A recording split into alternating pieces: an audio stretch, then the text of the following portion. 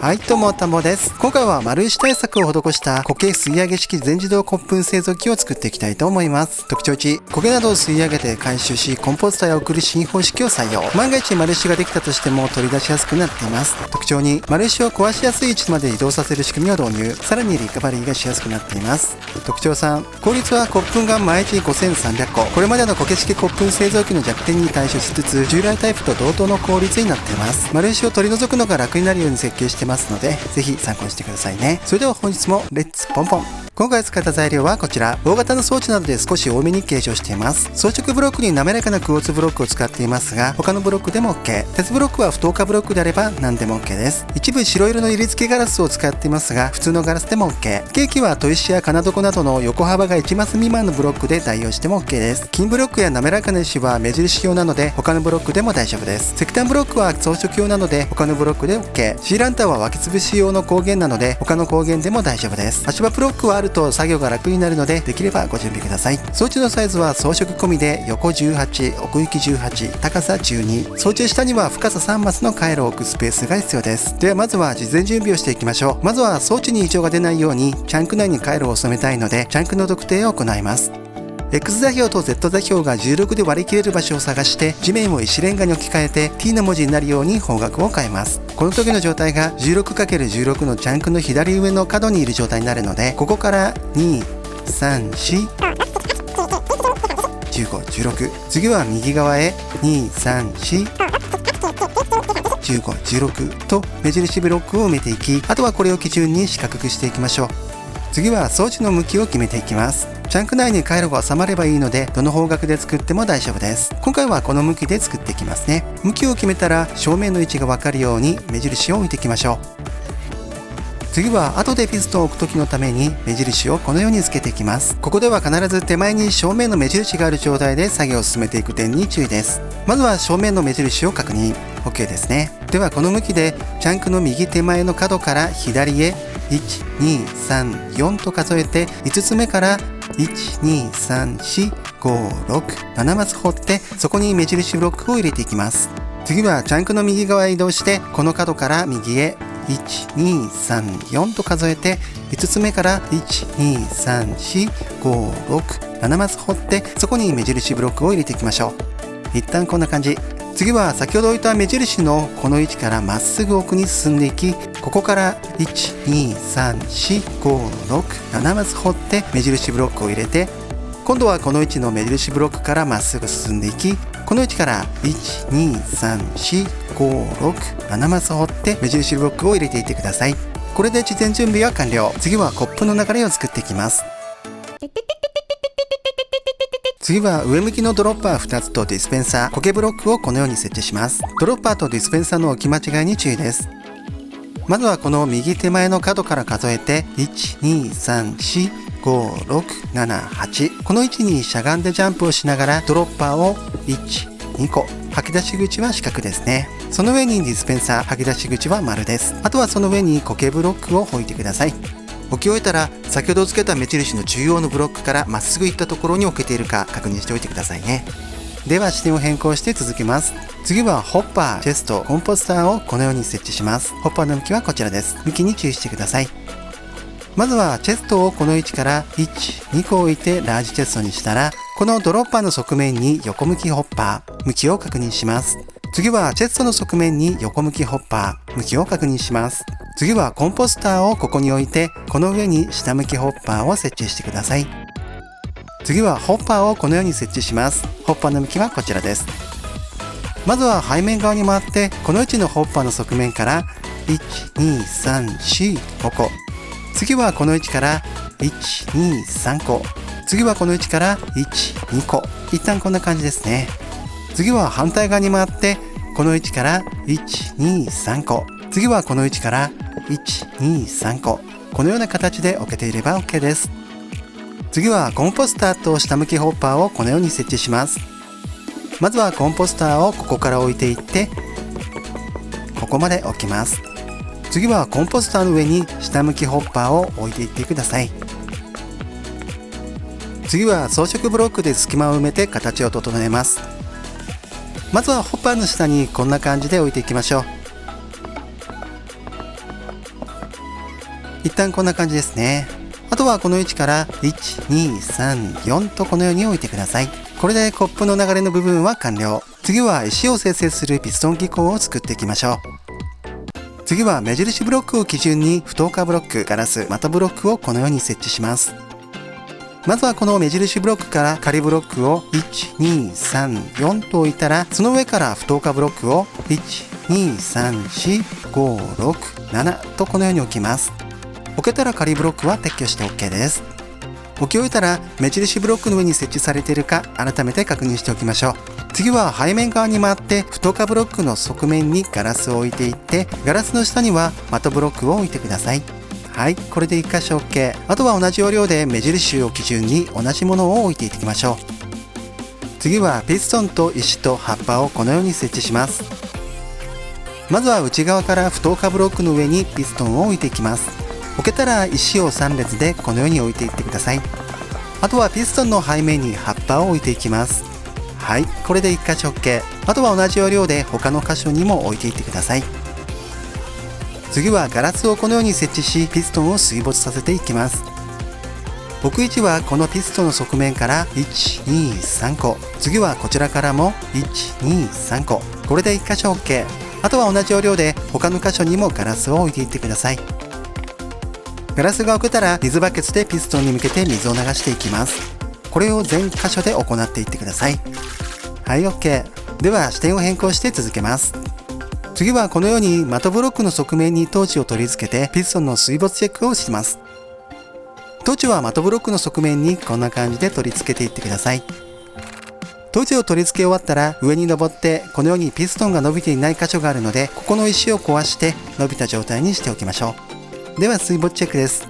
水が流せていない箇所はこのように水がない状態になっているので、こういった箇所があった場合は水を流してくださいね。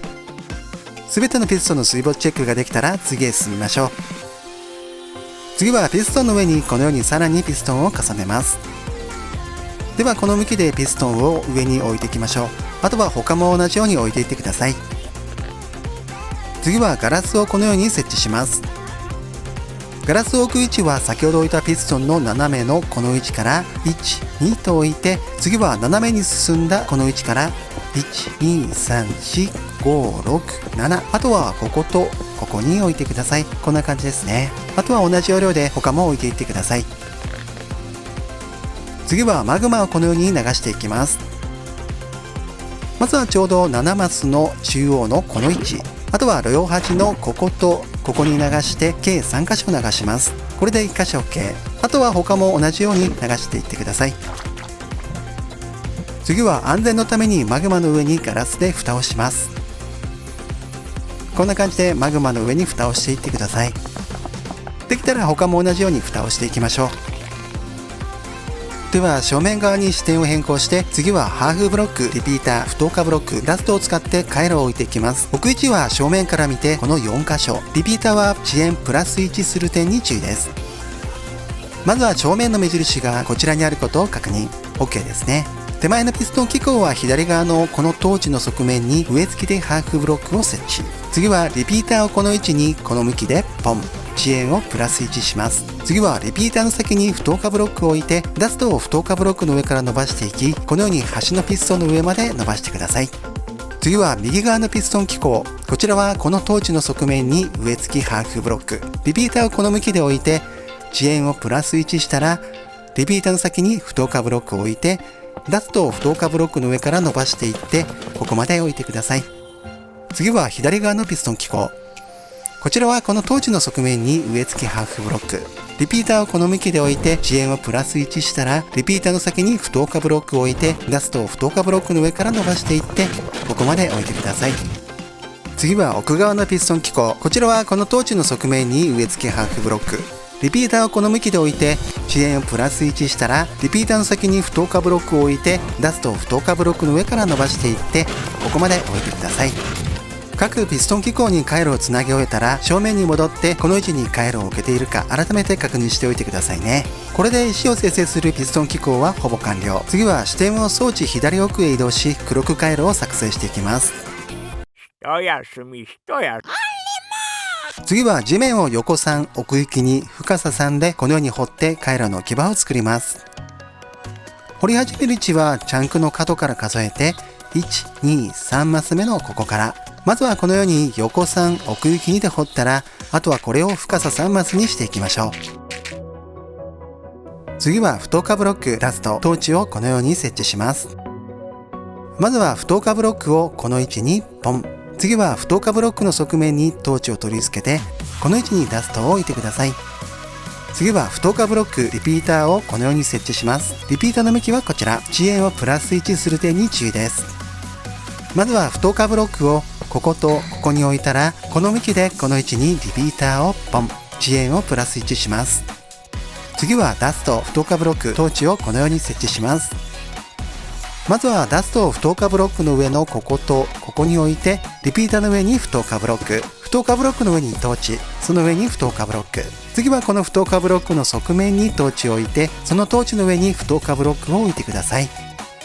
では視点を装置右奥へ移動して、こちらにもクロック回路を置いていきます。では横3奥行きに深さ3でこのように掘り下げます。まずはチャンクの角から数えて1、2、3マス目。ここからこのように横3奥行き2で一旦掘ります。あとはこれを深さ3マスにしていきましょう。次は不等化ブロックトーチダストをこのように設置します。まずは不等化ブロックをこの位置にポン。次は不等化ブロックの側面のここにトーチ、あとはこの位置にダストを置いてください。次は不等化ブロックリピーターをこのように設置します。リピーターの向きはこちら。遅延をマックスにする点に注意です。まずは不等化ブロックをこことここに置いたら、この向きでこの位置にリピーターをポン。遅延をマックスにしてください。次はダスト不等化ブロックトーチをこのように設置します。まずはダストを不等化ブロックの上のこことここに置いて、リピーターの上に不等化ブロックトーチ、不等化ブロックトーチ、不等化ブロックと交互に設置してください。では視点を正面側に戻して、次はクロック回路がオンオフできるようにしていきます。ではこのように深さ2で掘って回路の置き場を作ります。掘り始める位置はこのクロック回路の手前のこの位置からこのようにまっすぐ掘っていって、ちょうどチェストの1マス前の位置まで掘ってください。次は左奥のクロック回路付近のこの位置から深さ2マスで同じように掘っていきます。あとは先ほど掘った分とこのようにまっすぐつないでいってください。次はダストリピーターレバーを使って回路を取り付けます。リピーターの向きはこちら。遅延をマックスにする点に注意です。まずは左奥からこの向きでこの位置にリピーターをポン。遅延マックスにします。次は右奥この向きでこの位置にポン。遅延をマックスにしましょう。次はこの位置からダストをダーッと置いていって、こちらのリピーターとつなげたら、この位置に草ブロックを置いて、ここにレバーを取り付けてオンにします。するとクロック回路が両方とも停止するので確認しておいてください。これでクロック回路の作成は完了。次は各方向の意思生成ピストン機構と中央のコップン発射機構に回路をつないでいきましょう。まずはコンポスターの高さに合わせて装飾ブロックをこのように設置します。置き始める位置はここから。まずはクロック回路を囲むようにこのように置いていって、こちらへ伸ばしたら、ここもクロック回路を囲むように置いていって、ここまで置いてください。次は植え付け配布ブロックを的ブロックの斜め下を通るようにこのように設置し、回路の置き場を作ります。置き始める位置はこの位置から。植え付けでこのように的ブロックの斜め下を通るように置いていきます。次はここで曲げて、ここも的ブロックの斜め下を通るように置いていきます。ここも同じですね。ここで曲げて的ブロックの斜め下を通るように置いていって、ここまで置いてください。はい、 OK。 次は回路です。ダストリピーターを使って各的ブロックにダストをつないでいきます。大元の信号はこの不等化ブロックから出るので、まずはここから奥側の的ブロックへつないでいき、ここまで設置します。これで奥側の接続は OK ですね。次は左側につなぎましょう。まずはこの的ブロックの斜めのこの位置にリピーターをこの向きでポン。あとはダストをここからダーッと置いていって、左側の的ブロックの接続ができたらそのまま伸ばしていってこの位置まで置いてください。ここも先ほどと同じように的ブロックの斜めの位置にリピーターを置いて、ダストをここから置いて手前側の的ブロックに接続していきます。接続できたらそのまま伸ばしていって、ここまで置いたらここもも先ほどと同じようにリピーターをこの位置に置いてダストを伸ばして右側の的ブロックに接続していき、最後はこの位置で止めてください。はい、 OK。 では動作チェックです。レバーを操作して装置を稼働すると、このように石が各方向から生成されて押し出されてきます。このように穴が埋まれば OK です。確認できたらレバーを操作して止めておきましょう。これで各方向の石生成ピストン機構への信号の接続は完了。視点を変更して次は中央のコップン発射機構へ回路をつないでいきましょう。まずはこのように3マスの深さで穴を掘り、回路の置き場を作ります。掘り始める位置はこのドロッパーの隣のこの位置から深さ3で海面側へ1、2、3、4、5マス掘っていき、ここで曲げて1、2マス掘り進み、クロック回路が見える状態にします。次はトーチ、ラスト、不透過ブロックを使って回路をつないでいきます。まずは穴の中に入ったらクロック回路のこの不透過ブロックの側面にトーチをポン。次はトーチの下のこの位置からダストを置いていって、この位置まで伸ばしたら、ここから不透過ブロック、トーチ、不透過ブロック、トーチ、不透過ブロックの順で置き、不透過ブロックの上にダストを置いてください。次はオブザーバーピストンボタンをこのように設置します。まずは上からダストに向けてオブザーバーをポン。信号の出口が上にあることを確認しておきましょう。次はオブザーバーの上にこの向きでピストンを設置。最後にホッパーの上にしゃがみながらボタンを設置してください。これで中央のコップン発射機構への回路の接続は OK。 次はコケブロックを上に押し出すためにガラスを置いていきます。ではこのようにピストンやホッパーを囲むようにガラスを設置します。まずはこのようにピストンを囲むようにガラスを置いていって、あとはホッパーを囲むように置いていってください。では視点を変更して続けます。次は装飾ブロックをこのように設置します。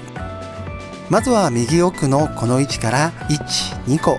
次は左奥のこの位置から1、2、3、4個置きます。次はこの位置から回路の横を通るようにこのようにぐるーっと置いていって、ここまで置いてください。次は先ほど置いた装飾ブロックの内側を埋めるようにガラスをこのように置きます。まずは奥のホッパーの斜め上の位置にこのように置いていったら、先ほど置いた装飾ブロックの斜め上にもこのようにダーッと置いていきましょう。あとは内側のまだ置かれてない箇所にもこのようにガラスを置いていってください。これでコケブロックを上に押し出すガラスの設置は完了。では動作チェックです。この一番下のドロッパーの中にコップを1スタック程度入れたら、右側のこのダストの一部を一旦撤去します。すると中央のコップ発射機構だけ動くので、石が苔化するのを確認しつつ、苔ブロックが正方形の角が欠けたような形になるまでしばらく稼働し続けてください。このような形に苔ブロックが広がったら、一旦撤去したダストは元に戻して動作を停止させておきましょう。このように動いていれば OK です。では視点を変えて、次は苔などを吸い分けるピストン機構を作っていきましょう。まずは草や苔カーペットなどを撤去してガラス黒曜石をこのように設置します。では草や苔カーペットなどを撤去してきれいにしていきます。苔ブロックはこの後の作業の目印になるので壊さずに残しておいてくださいね。はい、きれいになりました。次は中央の1箇所苔ブロックになっていないところに黒曜石を1、2、3段で置いて、あとはこんな感じで石と苔ブロックの上全部にガラスを置いていってください。では視点を変えて続けます。次は苔ブロックの形を基準に仮ブロック、不透過ブロックをこのように設置します。置く位置に注意です。まずは正面の目印が手前にあることを確認。 OK ですね。この状態でまずは仮ブロックをこの位置とこの位置に設置。この位置ですね。次は今置いた仮ブロックから1マス置きにポンポン。こちらも同じように1マス置きに2つ置いてください。一旦こんな感じ。次はこの位置とこの位置にも置いてください。この形ですね。ここまでできたら仮ブロックの上に2つ仮ブロックを足して3段にしていきます。最後に仮ブロックの上に不透過ブロックを乗せていってください。はい、 OK。 次は仮ブロックを撤去し、不透過ブロックの下に下向き粘着ピストンを設置します。まずは仮ブロックをこんな感じで全部取り除いていってください。取り除いたら次は不透過ブロックの下に下向き粘着ピストンを設置していきましょう。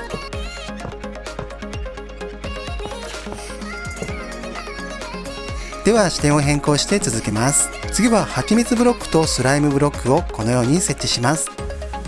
まずは黒曜石の奥と手前に2マス蜂蜜ブロックを設置。次は黒曜石の右と左に2マススライムブロックをこのように設置してください。次は風車型のようにさらに蜂蜜ブロックとスライムブロックを追加していきます。まずは蜂蜜ブロックから置く位置は右奥のこことこことここ。次は左手前のこことこことここに設置します。次はスライムブロックです。置く位置はこことこことここ。次は右手前のこことこことここになります。このように置けているか確認しておきましょう。次はこのように蜂蜜ブロックとスライムブロックを追加します。ではまずは右奥のスライムブロック6個から置いていきます。置き始める位置はこの位置から1、2、3、4、5、6個。こんな感じです。次は右手前の蜂蜜ブロック6個を置いていきます。置く位置はここから1、2、3、4、5、6個。はい、OK。次は左手前のスライムブロック6個を置いていきます。置き始める位置はこの位置から1、2、3、4、5、6個。次は左奥の蜂蜜ブロック6個です。置く位置はここから1、2、3、4、5、6個。はい、OK。ここまでに置いた粘着ピストンと蜂蜜ブロック、スライムブロックは間違って置いているとやり直すのが面倒なので、置き間違いがないか改めてチェックをしておいてくださいね。問題がなければ次へ進みましょう。次は蜂蜜ブロックやスライムブロックを囲むように黒曜石を2段でこのように設置します。置き始める位置はこのスライムブロックの横からこんな感じで2段で置きながらスライムブロックや蜂蜜ブロックを囲っていってここまで置いてください。ここの1箇所は苔などが出ていく場所なので開けておきましょう。次は中が見えるように黒曜石の上に白色の色付きガラスを置いていきます。ここは普通のガラスでも OK です。こんな感じで黒曜石の上にダーッと置いていって、この部分は水漏れ防止のために一旦置いてつないでおきましょう。次はガラスの上に装飾ブロックをこのように乗せていきます。こんな感じで先ほど置いたガラスの上に乗せていってください。次はガラスを一部置いて回路の置き場を作り、ダストをこのように設置します。まずはこの不透過ブロックの側面からまっすぐここまでつないで、次はそれぞれの不透過ブロックの間のこことこことこことここに置いてください。あとはダストをこの不透過ブロックの上から手前の不透過ブロックの上まで置いて、ここからここまでつなぎ、こちらもここからここまでつないでください。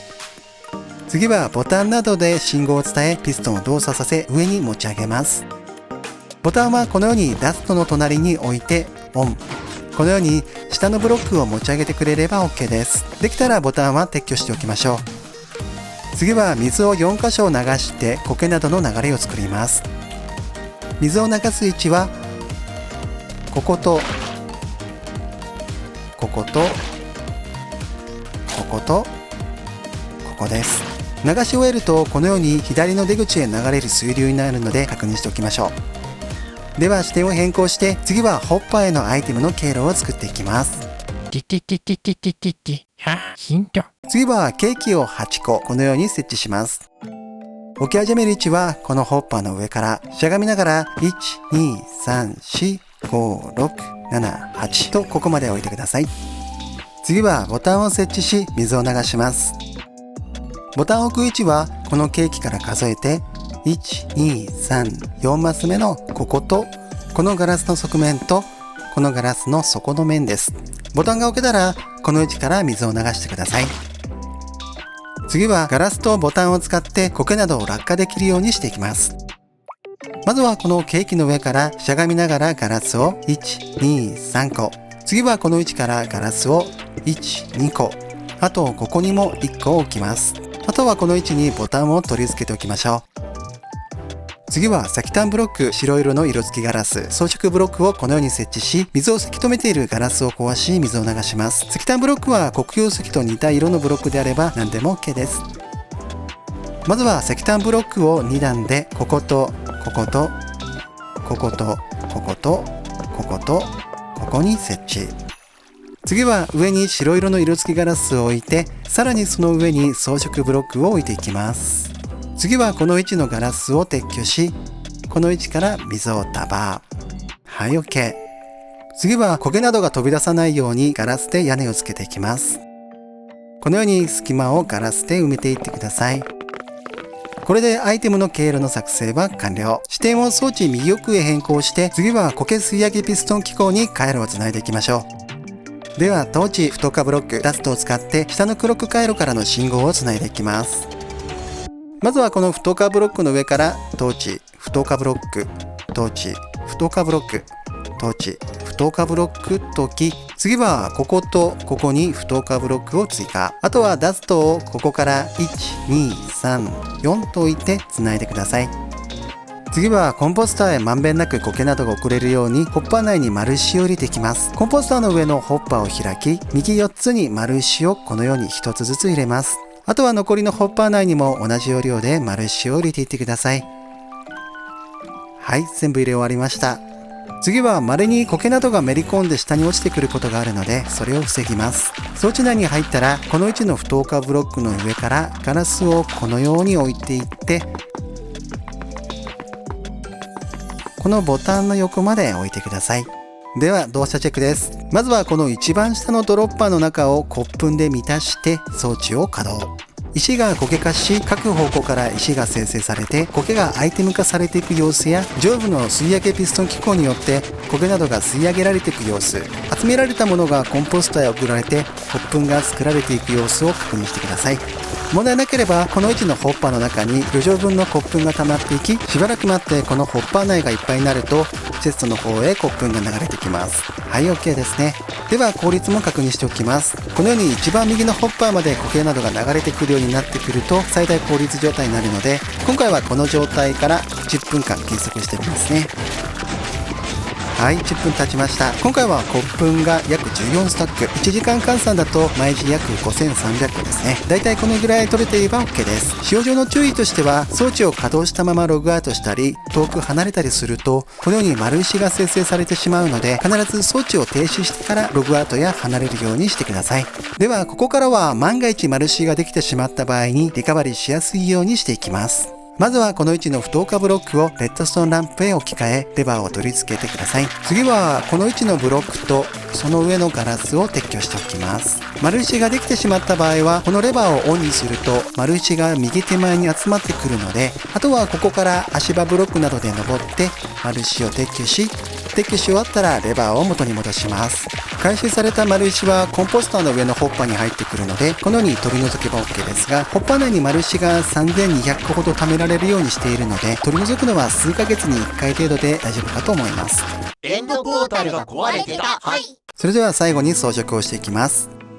まずは回路を置くために掘った穴を塞いでいきます。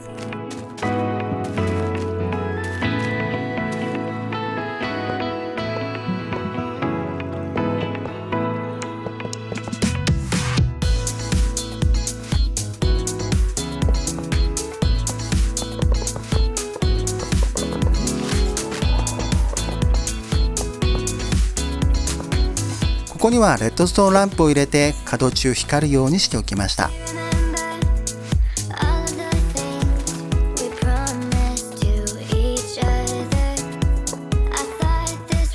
中央はクォーツとクォーツの階段ブロック、葉っぱで見た目を整えていきます。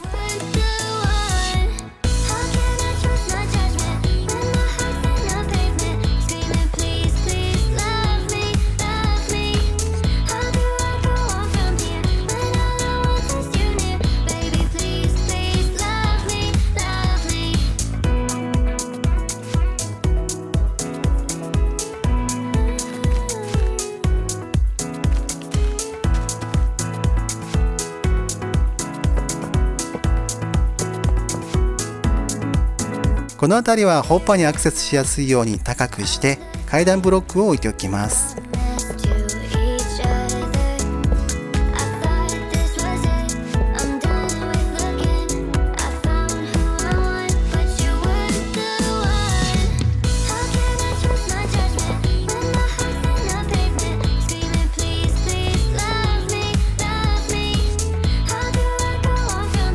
周囲のピストン機構を隠したいので、まずはここのハーフブロックを広げていきます。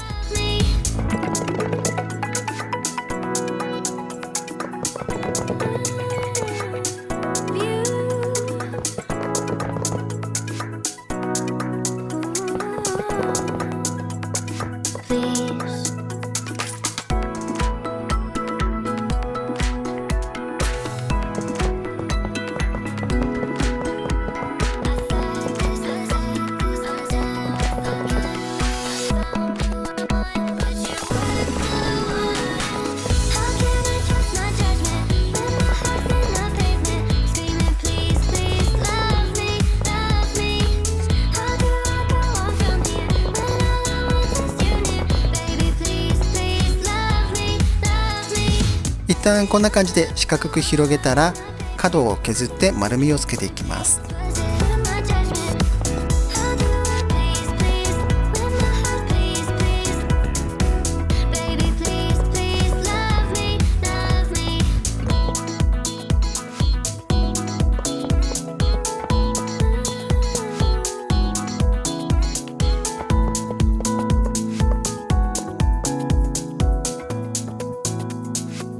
あとは葉っぱを置いて囲っていきます。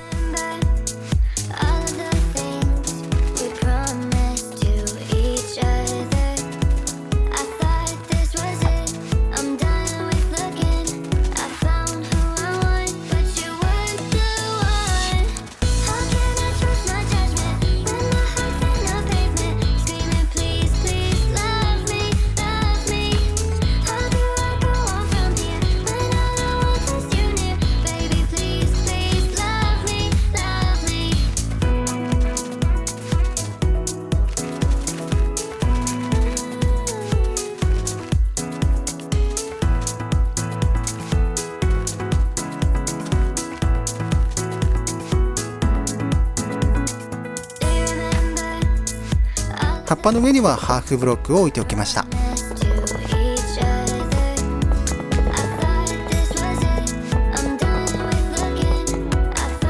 地面の目印ブロックももういらないので撤去していきます。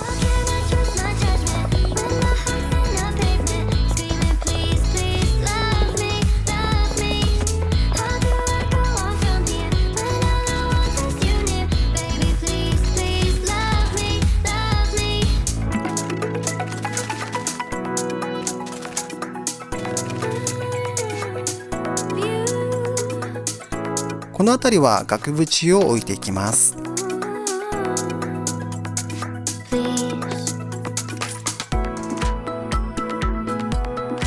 装置下にモンスターが湧かないようにシーランタンを入れておきました。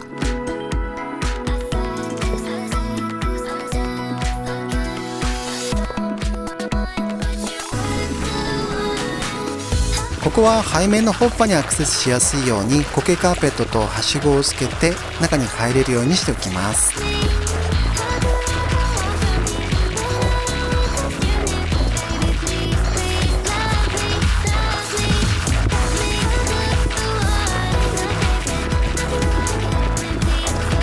はい、今回はこんな感じです。皆さんもいろいろと装飾を工夫してみてくださいね。はい、今回は丸石対策を施した苔吸い上げ式全自動コップ製造機を紹介させていただきました。高評価、チャンネル登録で応援よろしくお願いします。田んぼでした。ではまた。